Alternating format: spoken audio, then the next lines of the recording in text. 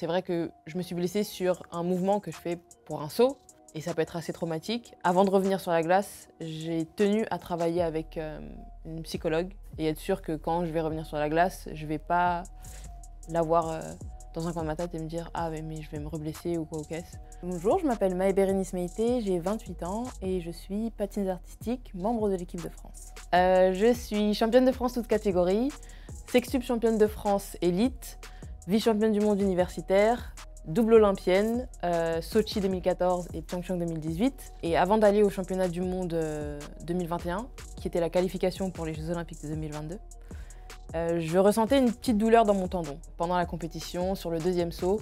Quand je vais pour piquer, la sensation que j'ai eue, c'était comme si mes lacets s'étaient enlevés de mes crochets et que j'avais plus le maintien nécessaire pour pouvoir créer l'impulsion pour le saut.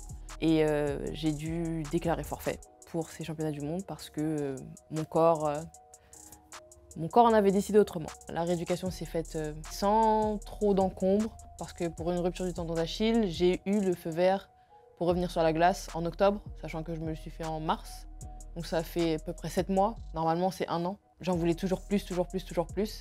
Et ça m'a appris que des fois, c'est bon de prendre un peu de recul, de lever un peu le pied et de prendre soin de cet outil, parce qu'on n'en a qu'un de corps.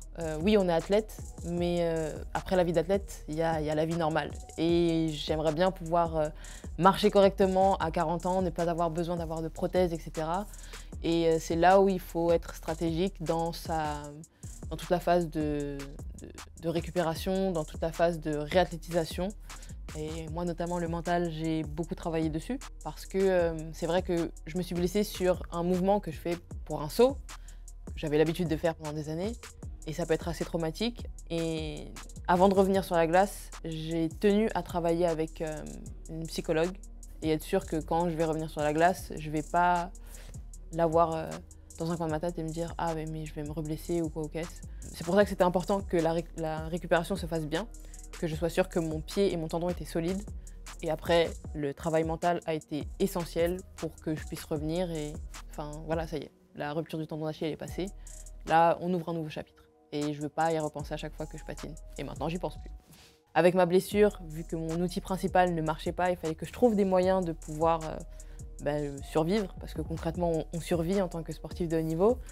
Donc j'ai testé un petit peu tout, j'ai fait un peu du consulting en marketing, j'ai lancé des outils digitaux, mais là je commence à me restructurer. Le but ultime, c'est de pouvoir aider les athlètes à évoluer dans des écosystèmes sportifs qui soient complets, où la communication et la synergie entre toutes les personnes qui vont interagir avec eux, elle se fera de manière plus unifiée et plus fluide.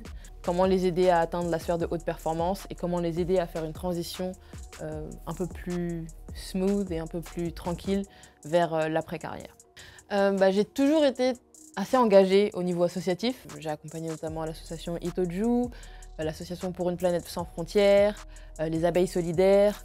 Elles ont toutes quelque chose qui me parle personnellement. Moi en tant que Maë la personne, pas l'athlète ou coquette, mais Maë la femme.